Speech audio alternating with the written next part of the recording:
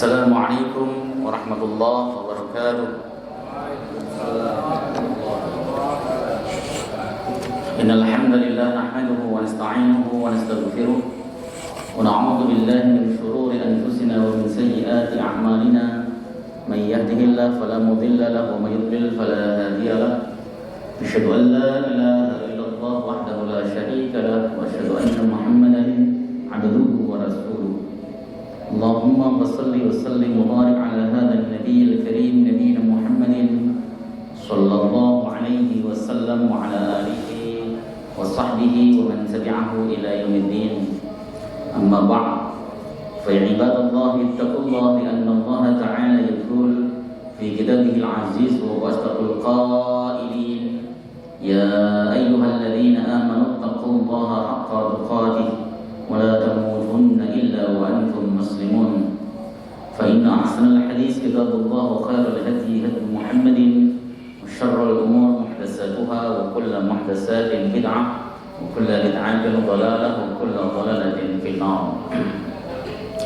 Alhamdulillah, segala puji bagi Allah Subhanahu wa taala, Tuhan semesta alam yang telah memberikan kita nikmatul iman wal Islam, sehingga kita pada kesempatan malam hari ini masih bisa melaksanakan ibadah salat maghrib berjamaah disambung dengan halaqah sejenak dalam rangka membahas agamanya Allah Subhanahu wa taala.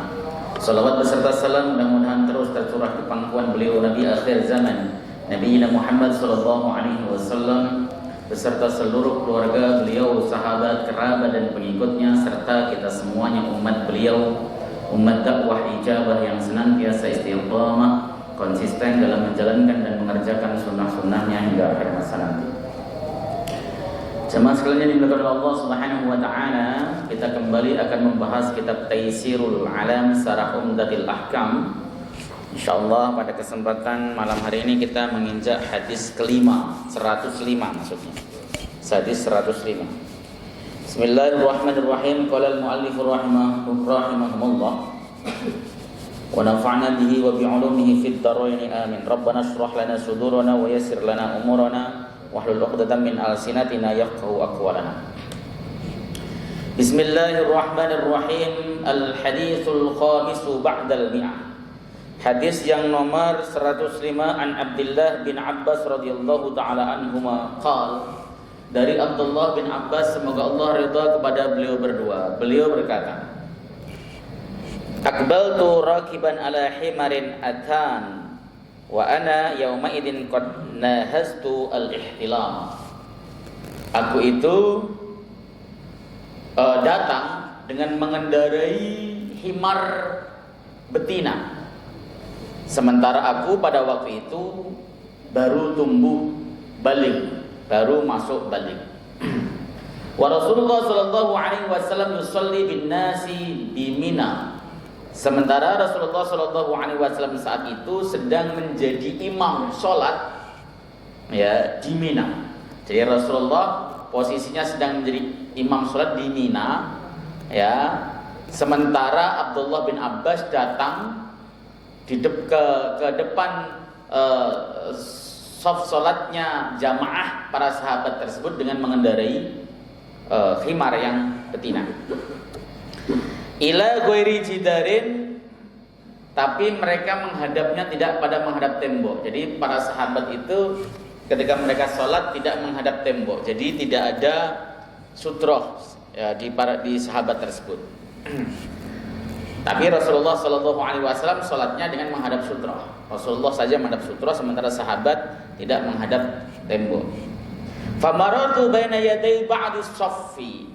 Kemudian aku lewat di depan sebagian shaf. Fanazaltu, lalu aku turun. Berarti masih naik himar di depan sebagian shaf, lalu kemudian turun. Wa arsaltu al-atan tartak, kemudian aku lepaskan himar tersebut untuk cari makan sendiri. Wa dakhaltu fis shafi, kemudian aku masuk ke dalam shaf. Falam yungkir dzalika alayya ahadun, dan tidak ada satupun orang yang mengingkari diriku, perbuatan tersebut kepada diriku. Ini hadis sahih riwayat Bukhari. Hadis ini juga nanti ada banyak sekali faidah yang bisa diambil dan dipetik, ya, tentang bagaimana cara memahami hadis Nabi Shallallahu Alaihi Wasallam yang menyebutkan bahwa seseorang itu sholatnya batal sebab berlewatannya himar, perempuan, anjing, ya, seperti itu. Apakah maknanya itu memang betul-betul batal atau tidak? Itu nanti akan ada hikmah-hikmah yang ada di dalamnya. Karena hadis ini dan hadis nomor 106 itu berhubungan. Nanti kita akan bahas satu persatu.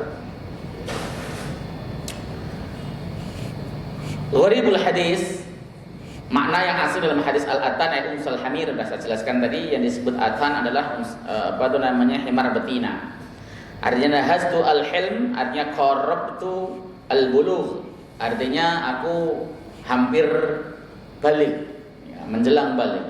Tarta dengan domahnya ain maksudnya adalah tar'a, artinya bebas, akalat masya'at, dia bebas untuk makan, dilepaskan begitu saja tanpa diikat. Itu makna gharib hadis. Wal makna ijmaliyu, makna keseluruhannya, komprehensifnya begini. Akhbaro Abdullah bin Abbas radhiyallahu taala anhuma annahu lama kana ma'an Nabi sallallahu alaihi wasallam fi Mina fi Hajjatil Wada'. Abdullah bin Abbas menginformasikan sesungguhnya beliau ketika bersama Rasul di Mina pada saat pelaksanaan haji wada'. Padahal Rasulullah itu hajinya sekali, tapi disebut haji wada' karena Rasulullah setelah melaksanakan ibadah haji ini 80 hari kemudian beliau wafat. Nah, maka disebut haji wada. Maka Rasulullah itu hajinya cuma sekali. Hajinya sekali seumur hidupnya. Sekali. Ya, setelah melaksanakan haji ini 80 hari lalu beliau wafat.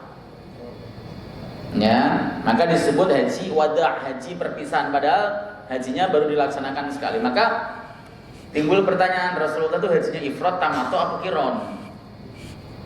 Kan ada yang pokoknya kita pengen berhaji sesuai Rasulullah. Nah, Rasulullah itu hajinya tamattu, ifrad atau qiron. Riwayat yang beredar tentang hajinya Rasulullah itu beragam, banyak sekali. Meskipun para ulama kemudian memilih bahwa yang kuat dari sisi dalil adalah hajinya ifrad.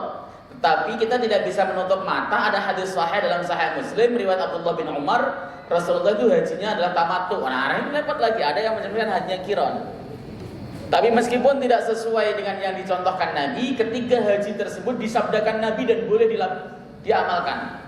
Jadi melaksanakan ibadah itu nggak mesti harus dicontohkan Nabi, tapi juga bisa disabdakan oleh Rasulullah SAW. Nggak mesti ada contoh secara literal, secara konkretnya Nabi mengerjakan, tetapi bisa juga dengan sabdanya. Contohnya adalah pelaksanaan ibadah haji.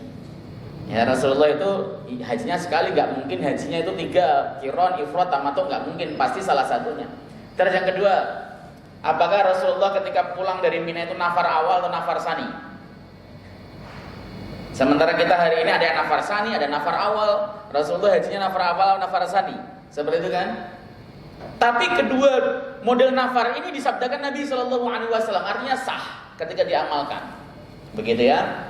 Jadi yang dimaksud kita kembali kepada Al-Quran dan hadis itu maknanya bukan hanya kepada contoh Nabi semata, tetapi ada dalilnya. Amal kita itu harus ada dalilnya.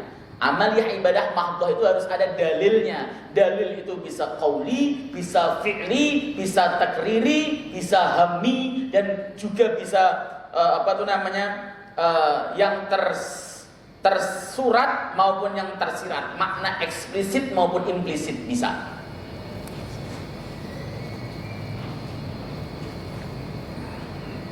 Baik.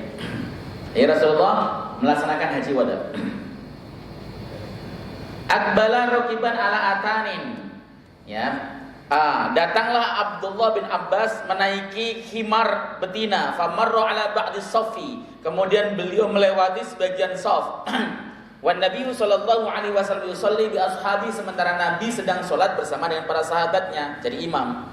Fanazala anil atan fatarakahu tar'a. Kemudian beliau itu turun dari khimarnya dan membiarkan khimar tersebut untuk cari makan sendiri. Wa dakhala wa huwa fi shaf, sementara beliau kemudian masuk ke dalam shaf. Jadi datang terlambat, khimarnya sudah lewat di depan sebagian shaf, lalu beliau turun, setelah itu beliau kemudian masuk shaf. Wa akhbara radhiyallahu ta'ala anhu annahu fi dzalikal waqt qad qaraba al-bulugha. Beliau menyampaikan informasi bahwa pada waktu itu kondisi beliau Abdullah bin Abbas maksudnya adalah menjelang masa baligh. Ya. Yakni fi sinil lati yunkiru alaihi fiha law kana qad ata munkaron yufsidu alal musallina salatahum. Artinya di usia ya di mana yungkaru ya bacanya yungkaru alaihi, di mana pada usia tersebut itu bisa diingkari kalau dia melaksanakan suatu perbuatan yang bisa merusak sholat orang lain. Bukan anak kecil lagi, tapi orang yang memang sudah ikhtilam menjelang balik. Maka ketika kemudian jika perbuatannya tersebut itu bisa menjadikan orang yang sholat dilewati khimarnya tadi itu menjadi batal, pastilah para sahabat agung atau Rasulullah Shallallahu Alaihi Wasallam akan mengingkari perbuatan Abdullah bin Abbas. Faktanya tidak, begitu kan? Wa ma dzalika falam yungkir alaihi ahadun. Bersama dengan itu tidak ada satupun yang mengingkari beliau lan nabiyyu wala ahadun min ashabi. Tidak juga nabi dan juga tidak satupun sahabat-sahabat nabi. Artinya bahwa ketika ada orang sholat, khimar lewat di depannya, nggak jadi batal. Nanti maknanya seperti apa ketika bertabrakan dengan hadis yang menjelaskan ya bahwa sholat itu bisa batal bil himari wal kalbi wal mar'ati, sebab dilewati oleh himar, anjing dan perempuan. Tuh nanti akan dibahas di hadis nomor 106. Tapi di dalam hadis ini menunjukkan anna mururul himari baina yadayil musalli la yankusu atau la yunkisu salatah wa la yaqta'uha. Sesungguhnya lewatnya himar di depan orang yang sholat itu tidak mengurangi sholatnya dan juga tidak membatalkan sholatnya. Ya, jadi ini yang pertama, karena menunjukkan bahwa yang dilakukan Abdullah bin Abbas lewat depan shaf orang sholat itu tidak ada yang mengingkari dan tidak ada yang membatalkan. Satupun sahabat tidak ada yang mengulangi sholatnya. Seperti itu. Wa ya'ti al-khilafu fi hadha, akan datang sebentar lagi perbedaan dalam masalah ini fil hadisil ladzi ba'daha insyaallah, dalam hadis setelah ini. Yang kedua, anna Abdullah bin Abbas hina tuwfiya Nabi sallallahu alaihi wasallam kana qad balagha aw qaraba al-bulugh lianna dzalika al-qadiyah waqa'at fi hajjatil wada' qabla wafati sallallahu alaihi wasallam binahwi 80 yawman. Sesungguhnya Abdullah bin Abbas pada saat Rasulullah wafat itu beliau kondisinya sudah balik atau menjelang balik, sebab kejadian ini terjadi di Haji Wada', di mana jarak antara Haji Wada' dan wafatnya Rasulullah itu adalah 80 hari. 80 hari. Haji Wada' dan wafatnya Rasulullah sallallahu alaihi wasallam itu 80 hari. Di masa 80 hari ini masih turun wahyu. Masih turun wahyu. Surat Al-Baqarah itu. Wattaqu yawman turja'una fihi ila Allah, itu ayat yang terakhir yang turun sebelum Rasulullah wafat, karena ayat itu terakhir sekitar 6 hari sebelum Rasulullah atau 9 hari sebelum Rasulullah sallallahu alaihi wasallam wafat. Ada yang mengatakan 8 hari. Kemudian yang ketiga, anna iqraran Nabi sallallahu alaihi wasallam min sunnati, sesungguhnya ketetapan Nabi itu termasuk sunnahnya. Jadi sekali lagi, hadis itu tidak melulu perbuatan Nabi. Jadi kalau kemudian kita menentang perbuatan orang lain dengan mengatakan, oh tidak ada contohnya dari Nabi, itu keliru. Tidak ada contohnya dari Nabi, tapi ditetapkan oleh Nabi itu juga sunnah. Gak ada contohnya dari Nabi, tapi disabdakan oleh Nabi itu juga sunnah. Begitu ya. Contoh nih, saya kasih contoh ke antum. Ada nggak antum dapati Nabi dalam hadis ya, Nabi mengerjakan misalnya sholat sunnah wudhu, ya, sholat sunnah wudhu itu kan yang takrir dari Nabi atas perbuatan Bilal bin Rabah yang kata Nabi, aku mendengar suara terompahmu di surga. Apa sih amalanmu? Ya, setiap wudu saya sholat. Wah, ini takrirnya Nabi jadi sunnah. Kenapa? Ditetapkan atau diverifikasi oleh Nabi SAW. Jadi amaliyah sahabat yang diverifikasi oleh Nabi itu jadi sunnah. Adzan misalnya, apa Nabi pernah mengajarkan adzan? Enggak. Itu adalah hasil mimpi dari seorang sahabat. Ya.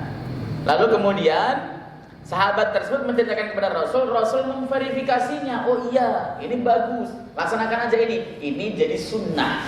Pokoknya apa saja yang dilakukan sahabat dan diverifikasi oleh Rasulullah itu adalah sunnah. Itu dicatat. Termasuk bacaan i'tidal yang Rabbana walakal hamdu hamdan katsiran thayyiban mubarakan fihi itu juga takrir. Sahabat yang melakukan, yang membaca itu sahabat, bukan Rasulullah SAW. Tapi Rasul menyetujuinya, maka itu jadi sunnah. Begitu. Ya. Ini baru kita bicara masalah, oh iya ini sunnah, sunnah Nabi SAW. Ketika kita bicara sunnah Nabi, hukum fikihnya itu bisa beragam. Sunnah kan perbuatan Rasulullah SAW, atau dalam ilmu hadis disebut ma'udifa min Nabi SAW min qaulin au fi'lin au takririn au hammin au nahwiha. Sesemua yang disandarkan kepada Nabi SAW, baik itu ucapan, perbuatan, ketetapan, cita-cita atau semisalnya lah. Termasuk fisik Nabi SAW, tampilan Nabi SAW, sunnah, surah. Tampilannya Nabi berjenggot misalnya, ya, itu juga bagian daripada sunnah. Tapi ketika kemudian diolah ke dalam fikih dengan perangkat usul fikih, maka hukumnya bisa beragam. Ada wajib, ada sunnah, ada mubah. Karena tidak ada fi'lun Nabi yang haram, tidak ada. Fi'lun Nabi yang mubah apa contohnya? Misalnya Rasulullah SAW pakai gamis. Ya, pakai gamis seperti jubah misalnya, itu mubah. Anda laksanakan, boleh tidak dilaksanakan, tidak masalah. Pakai sarung misalnya karena orang Indonesia, silakan. Pakai celana misalnya, tidak masalah. Yang penting sitrul aurat, menutup aurat. Nabi SAW pakai imamah misalnya, itu termasuk yang mubah. Karena semua hadis yang menjelaskan tentang fadilah imamah itu dhaif. Sehingga ketika antum sholat pakai peci, ya tidak apa-apa. Pakai peci putih, peci abu-abu, peci apa, tidak masalah. Yang penting jauhi warna merah menyala. Itu makruh. Merah menyala itu warnanya disukai oleh syaitan. Ya seperti itu. Atau Nabi SAW makan dengan cara salah satu kaki kirinya dijadikan sebagai dudukan, kaki kanannya ditegakkan. Duduk model begini itu mubah. Yang sunnah makan dengan duduk, dengan posisi apa saja. Mau bersila kek, mau iftiros boleh. Yang penting duduk. Tapi kalau makan dengan model ditegakkan kaki satu itu mubah. Ustadz, saya melakukannya karena cinta sama Rasulullah. Anda akan diberi pahala karena cinta Anda, meskipun melakukannya perbuatan yang sunnah, sifatnya hukumnya mubah secara fikih. Itu serius. Ada juga fi'lun Nabi yang hukumnya sunnah. Hukum sunnah itu ada yusabu liman fa'ala wa la yu'aqabu liman tarak. Diberikan pahala bagi orang yang mengerjakan dan tidak disiksa bagi orang yang meninggalkan. Misalnya apa? Salat qabliyah, salat ba'diyah, salat duha, salat hajat, salat tahajud, kemudian salat witir, itu sunnah. Kok bisa sunnah? Kemarin kita sudah pernah bahas atau belum ya? Salat-salat sunnah belum ya? Atau sudah? Belum. Insyaallah nanti ada waktunya. Kalau di kitab ini ada. Kalau di kitab ini nggak ada ya kita jalan aja, karena kita kurikulumnya kitab ini masalahnya. Ya, artinya sholat sunnah itu kenapa kok dihukumi sunnah? Ya karena Rasulullah SAW bersabda ketika ditanya oleh orang Arabi mal Islam, Islam itu apa? Nabi menjawab as-shalawatul khamsu, sholat 5 waktu. Kemudian Arabi tadi bertanya lagi, Ya, hal alayya ghairuha, apakah ada kewajiban lain selain itu atas diriku ya Rasulullah? Nabi menjawab, la illa an tatawwa'a, tidak ada kewajiban sholat lain selain 5 waktu kecuali kalau Anda ingin sholat sunnah. Nah, sholat sunnah ini dikerjakan dapat pahala, tidak dikerjakan nggak dapat dosa. Jadi antara hukum sunnah dengan sunnah Nabi itu beda. Karena banyak orang yang nggak bisa bedain. Wah, ini merupakan sunnah Nabi. Itu sunnah itu perbuatan Nabi dan bisa di breakdown menjadi 3 hukum: wajib, sunnah, mubah atau jaiz. Tapi kalau hukum sunnah itu artinya kalau Anda kerjakan dapat pahala, tidak dapat dosa, tapi rugi. Diterangkan di dalam Syarah Arba'in Nawawi karangan Al-Imam Daqiqil 'Id, dikatakan bahwa orang yang sengaja meninggalkan sunnah, meremehkan sunnah itu dia rugi yang luar biasa. Kalau dia meremehkan harus dicela, dia jadi fasik. Ya meskipun hukumnya sunnah. Karena kadang-kadang orang itu kalau dikerjain, kamu kenapa enggak itu, alah sunnah ini, itu meremehkan. Kenapa ente enggak sholat Nabi, alah sunnah ini, bukan seperti itu. Kalau Anda enggak mengerjakan enggak masalah, tapi enggak usah halah gitu loh. Misalnya, ente kenapa kau makan jengkol duluan banget, alah cuma makruh ini. Makruh itu larangan. Rokok misalnya yang pakai hukum makruh ya, silahkan pakai hukum makruh, tapi makruh itu larangan. Apalagi kalau pakai hukum haram. Rokok itu haram Ustaz, tapi dia ngerokok, ya dosamu numpuk apa? Karena dia meyakini haramnya. Ini mengerti? Jadi beda ya. Nah, ada sunnah Nabi yang wajib, seperti apa? Sholat 5 waktu, bayar zakat, puasa Ramadan, itu sunnah Nabi, tapi hukumnya wajib. Itu kalau kemudian kita mendapat hadis Nabi tentang perbuatan Nabi, itu tidak otomatis langsung berbuah kepada hukumnya. Enggak, masih ada pisau istimbat, yaitu ilmu usul fikih. Kita misalnya dapat Nabi Shallallahu Alaihi Wasallam melakukan ini, apakah langsung otomatis wajib? Enggak, tergantung bedah usul fikihnya seperti apa. Misalnya Nabi Shallallahu Alaihi Wasallam misalnya bersabda, janganlah Anda makan dan minum sambil berdiri misalnya. Apakah larangan ini kemudian implikasinya haram? Enggak, gitu kan? Kenapa? Ada keterangan atau fi'lus sahabat yang memalingkan dari keharaman. Misalnya Sayyidina Ibnu Umar pernah mengatakan, nahnu na'kulu masyian, kami biasa makan sambil berjalan misalnya. Berjalan kan pasti berdiri, gak ada berjalan ngesot. Begitu kan? Dari hadis ini kemudian menjadi pembatas, oh begitu, hukumnya bukan haram tapi makruh. Itu contoh. Jadi sesuatu yang dilakukan Nabi enggak pasti wajib, sesuatu yang dilarang Nabi tidak pasti haram. Tetapi kalau dilarang Nabi ya dijauhi begitu, meskipun tidak berimplikasi hukum haram. Karena kita pengen totalitas muttaba'ah kepada Nabi Sallallahu Alaihi Wasallam kan, seperti itu. Ini supaya antum bisa paham. Kenapa? Karena selama ini tuh banyak sekali orang ya yang beranggapan apa yang dilarang oleh Nabi otomatis haram hukumnya. Tidak seperti itu. Karena larangan itu bisa jadi makruh, bahkan bisa khilaful afdal, menyelisih yang utama.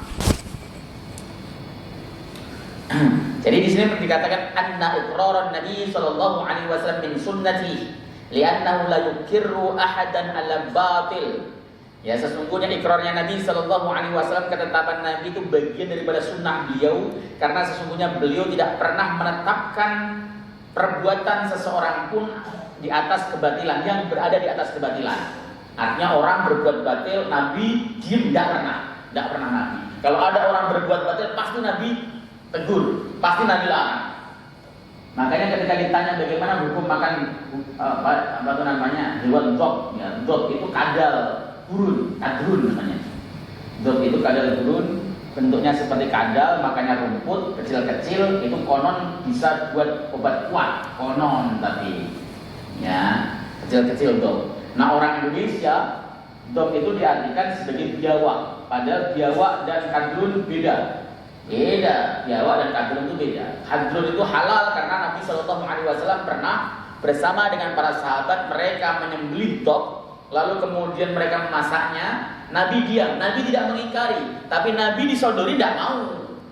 Ya, bukan makanan kebiasaannya, bukan makanan yang rutin beliau makan.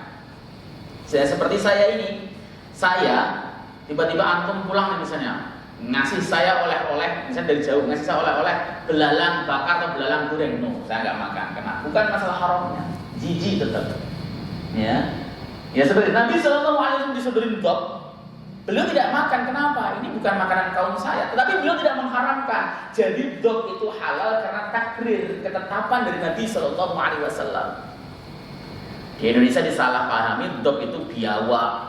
Kemudian di pinggir jalan jual sate biawak, minyak biawak, otak biawak, semuanya dikira halal. Biawak itu haram. Serius? Makanya bangke, tikus, gede itu biawak yang bersisik. Dog itu tidak seperti itu. Kenapa kok dulu diartikan biawak? Kiai-kiai kita itu dulu kan ngajinya di Mekah. Ya kebanyakan mayoritas pulang di Indonesia itu bingung ketika dog itu modelnya nggak ada di Indonesia, itu nggak ada. Maka diartikan hewan yang mirip biawak. Ketika dikatakan mirip biawak, santrinya oh berarti biawak ini, akhirnya dog diartikan biawak. Banyak Pak di dalam, kalau kita ngaji ya dengan kitab-kitab turos klasik misalnya kalau Safarjal itu para kiai dulu nggak tahu bentuknya di Jawa itu, di Indonesia nggak ada Safarjal itu. Akhirnya kemudian diartikan buah yang mirip jambu kluthuk. Jambu kluthuk itu jambu yang ada biji. Ya, padahal beda. Safarjal itu pir, sejenis pir. Itu cocok, bagus kalau diberikan sama orang ibu hamil supaya anaknya cerdas. Maka Safarjal diartikan buah yang mirip jambu kluthuk. Jambu kluthuk itu jambu batu, jambu biji. Akhirnya orang-orang Indonesia, anak orang yang hamil dikasih makan jambu batu, jambu biji. Ya, mengikuti sabda Nabi katanya, padahal salah maknanya itu seperti itu. Ya, nah, jadi kita harus paham sampai sana. Jadi kalau sesuatu hal yang Rasulullah SAW tetapkan itu pasti halal. Fa'adamul inkari ala Ibn Abbas yadullu al-amrayni sihatus salat wa adamu idyanihi bima yunkaru alaihi. Tidak adanya pengingkaran dari Nabi Shallallahu Alaihi Wasallam terhadap Abdullah bin Abbas radhiyallahu taala anhuma itu menunjukkan dua hal. Yang pertama, sholatnya sah. Yang kedua adalah beliau tidak melakukan suatu perbuatan yang mungkar. Yang nomor 4, ustudilla bil hadisi ala anna sutratal imam hiya sutratun lil ma'mumaini. Diambil dari hadis ini, sesungguhnya sutrohnya imam itu jadi sutrohnya makmum. Kemarin kita bahas tentang perintah untuk menegakkan sutroh dan melarang orang untuk lewat di depan orang yang sudah menegakkan sutroh. Kalau mau lewat di belakang sutroh, jangan di depan sutroh, jangan di belakang sutroh. Maksudnya pas antar orang dan sutroh, lalu kita lewat di tengah-tengahnya itu tidak boleh. Kalau mau lewat di depannya saja, silahkan, yang ada sutrohnya. Nah, dalam kondisi Rasulullah sholat di Mina, Rasulullah pakai sutroh, tapi para sahabat tidak, karena tidak menghadap pagar. Ibnu Abbas lewat di depannya, di depan. Shaf pertama itu di depannya. Kenapa Rasulullah tidak ingkari? Karena Rasulullah sudah menggunakan sutroh, maka berlaku kaidah anna sutratal imam hiya sutratun lil makmum. Sesungguhnya sutrohnya imam itu adalah sutroh bagi makmum juga. Jadi makmum tidak usah menegakkan sutroh lagi. Sholat di lapangan nih yang sering terjadi nih, sholat id ya, di sini kan di lapangan. Imamnya sudah ada sutrohnya, kasih sutroh imam itu, kasih sutroh. Imamnya ada sutrohnya, maka makmum di belakang imam shaf pertama meskipun memanjang itu tidak perlu sutroh, karena dia cukup dengan sutrohnya imam. Begitu. Apakah sajadah bisa jadi sutroh? Itu para ulama beda pendapat, ada yang mengatakan bisa dan mengatakan tidak. Karena ada yang mengatakan sutroh itu harus berdiri posisinya. Begitu. Ya, jadi kalau ada jamaah model begitu, jamaah nggak perlu satu-satu bikin sutroh, nggak perlu karena sudah pakai sutrohnya imam. Artinya ketika Ibnu Abbas itu lewat di depannya, ya itu dianggap dia telah di belakang sutroh karena imam sudah menggunakan sutroh.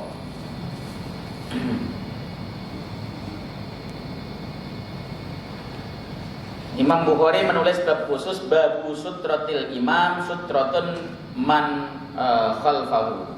Jadi Imam Bukhari menulis tentang sutroh imam itu adalah sutroh bagi orang yang ada di belakangnya. Itu di dalam bab di dalam kitab Al-Bukhari. Jadi itu menunjukkan bahwa tadi bolehnya bagi makmum tidak usah pakai sutroh. Terus makmum yang di belakangnya, belakang shaf pertama, sutrohnya adalah makmum yang ada di depannya terus ke belakang.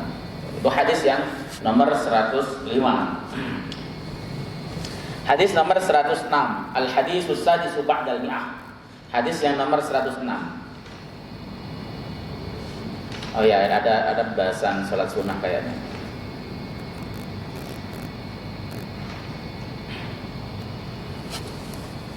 An Aisyah radhiyallahu taala anha qalat, dari Sayyidah Aisyah radhiyallahu taala anha beliau bersabda, kuntu anamu baina yaday Rasulillah sallallahu alaihi wasallam wa rizlaya fi qiblati.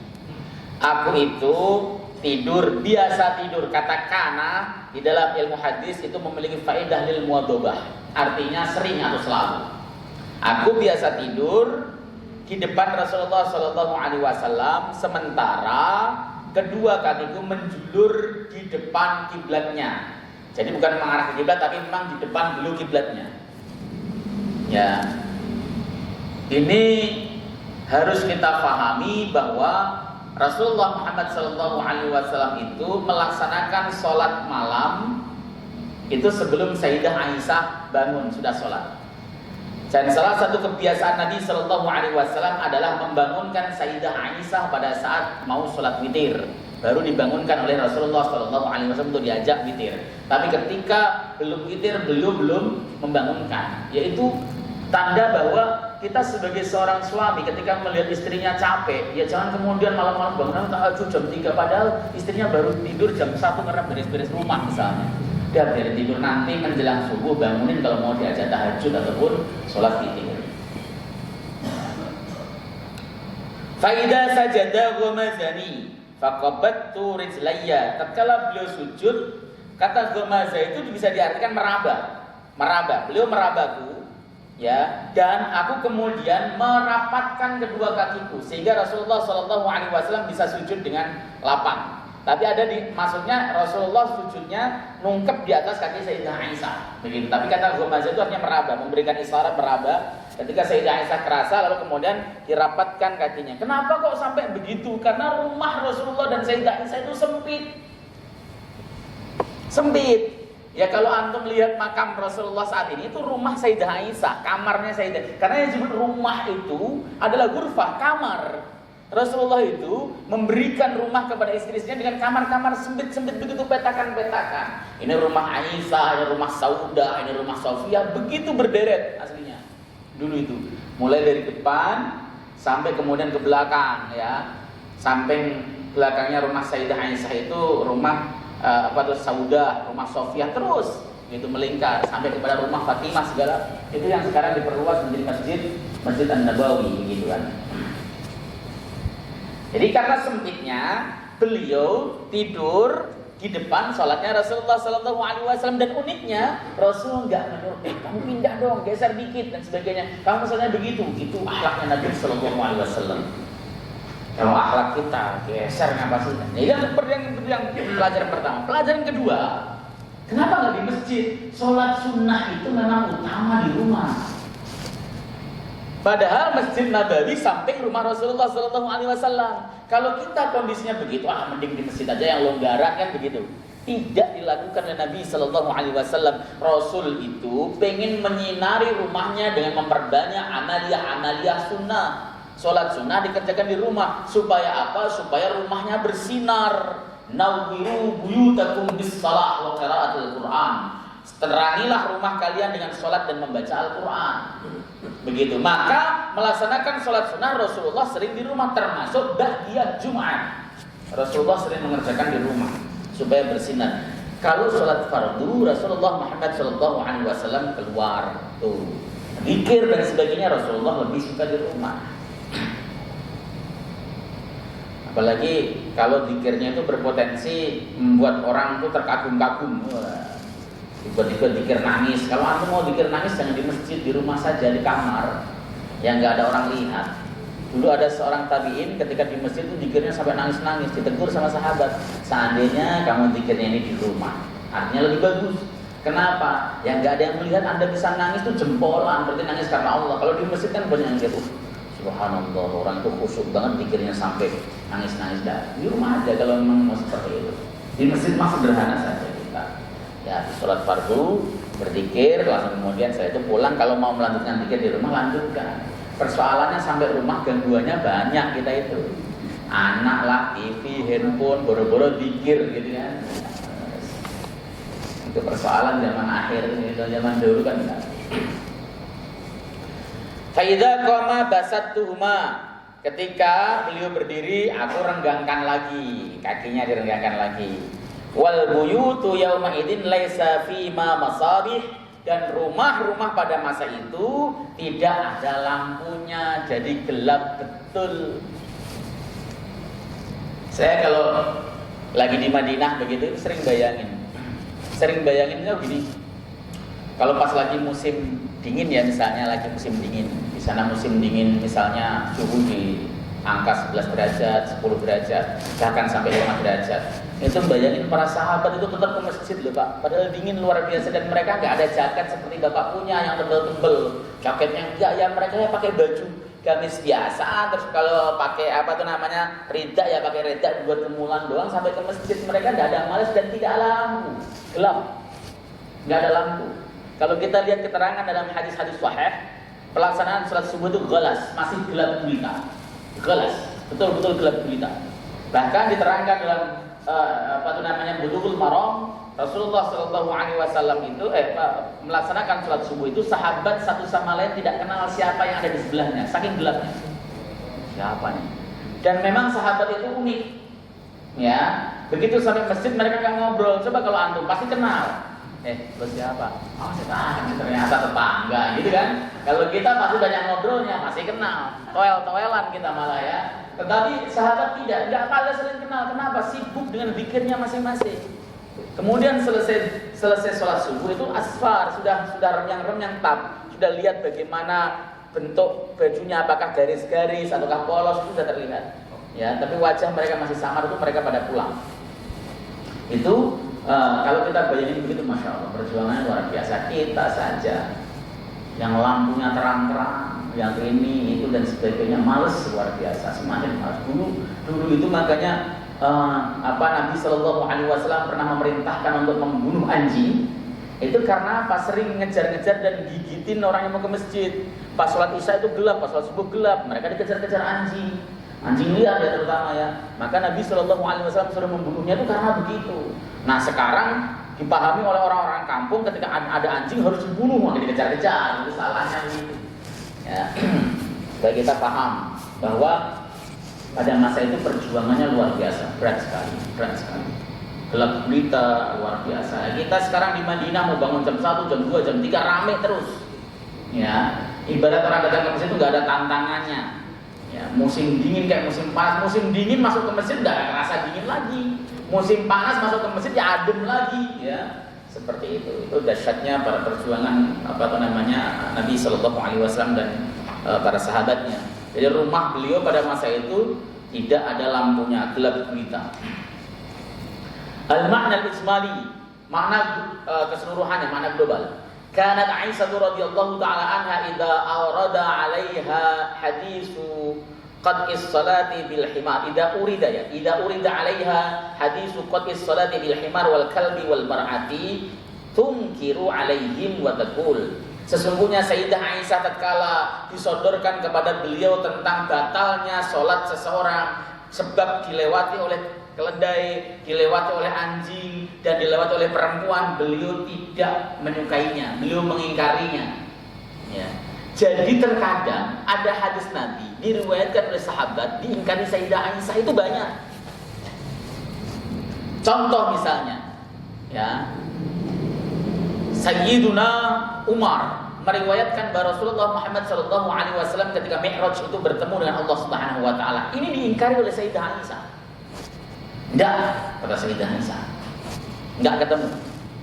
Dan itu biasa. Terus bagaimana para ulama menyikapinya? Ya akhirnya terbelah. Ada yang berpendapat ketemu, ada yang berpendapat tidak, terbelah. Seperti itu biasa. Kok bisa? Ya karena masing-masing mendapatkan hadis dari Nabi SAW dan tidak ada satupun sahabat yang berbohong.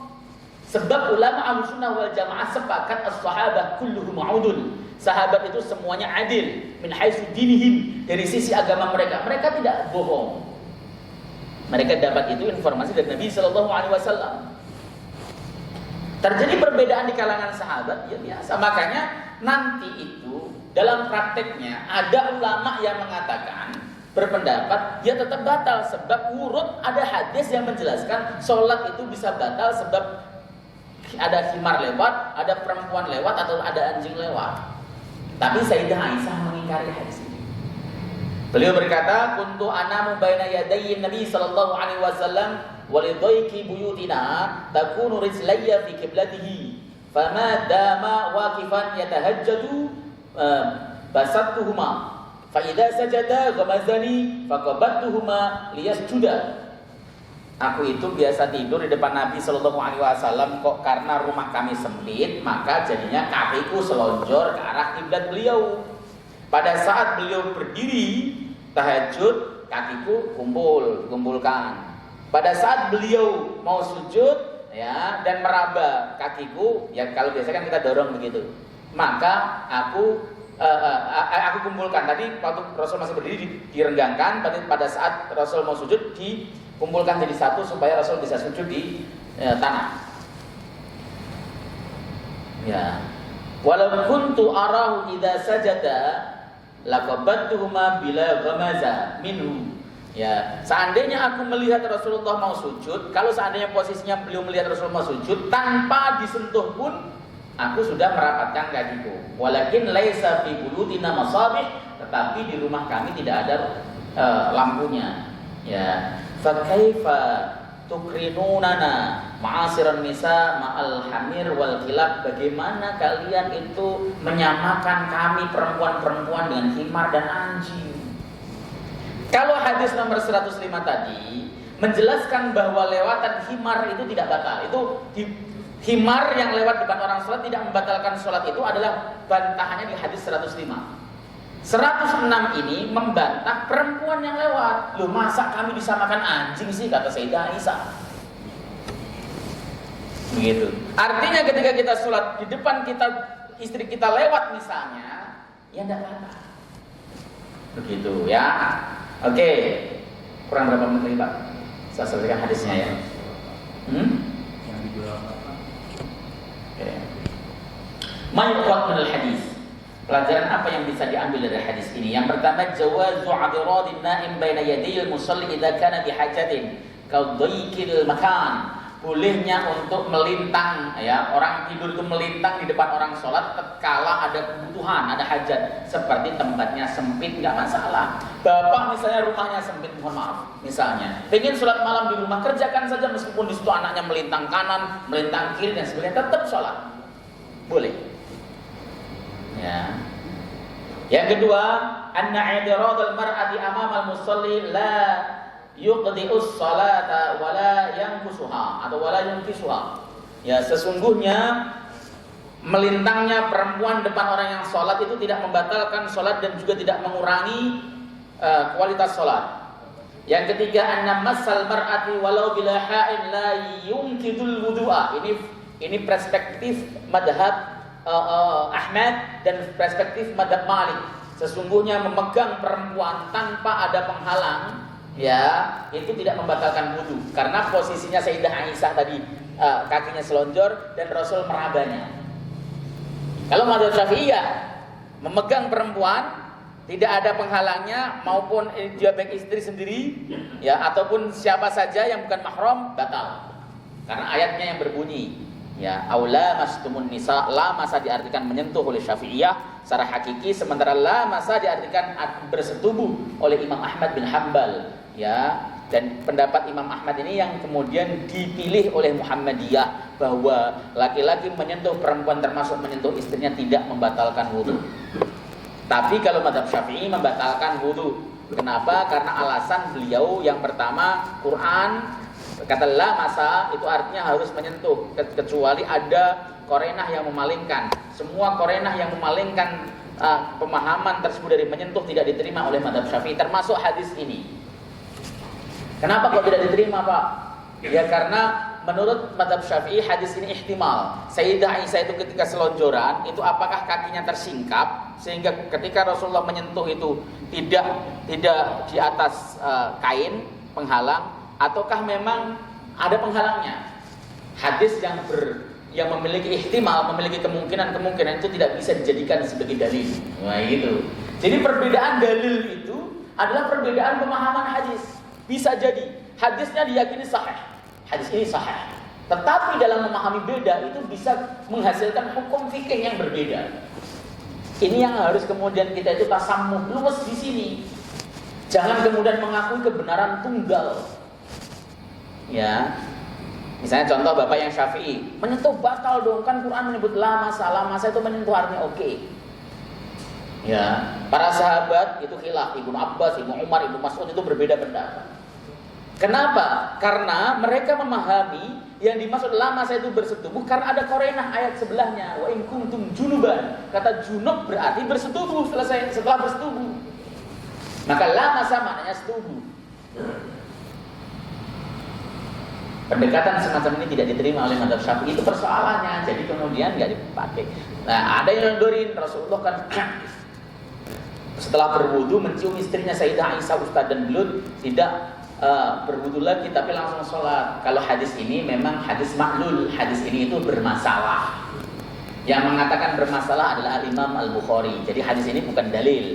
Yang dalil itu hadis ini tadi. Sayyidah Aisyah menelonjorkan. Lalu kemudian ada juga ketika Rasulullah sujud, Sayyidah Aisyah memegang kaki Rasulullah.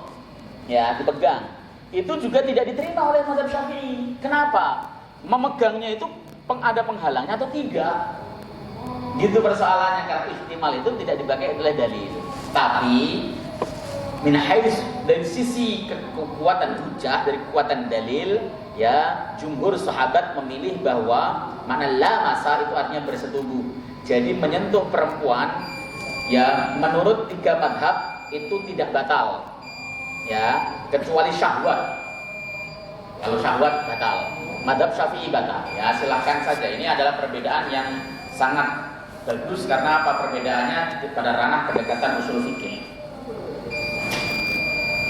Yang nomor 4, maka Nabi sallallahu alaihi wasallam wa'alu alaihi min dhaifil hayat raghbatan fi ma indallah wa zuhdan fi hadhil hayatil faniyah. Nabi itu dan keluarganya hidupnya sempit, hidupnya sengsara, hidupnya enggak kaya raya, tapi tetap optimis ya untuk melaksanakan perintah Allah Subhanahu wa taala.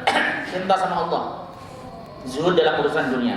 Yang nomor 5, jawazu mislu hadhil harakah fi shalat wa annaha la tukhillu biha. Boleh untuk melaksanakan gerakan-gerakan minimalis seperti meraba, mendorong di dalam sholat karena itu tidak membatalkan sholat. Allah Ta'ala alam bishawab. Ada pertanyaan? Ya ada ya. Udah ada tapi nggak perlu bertanya.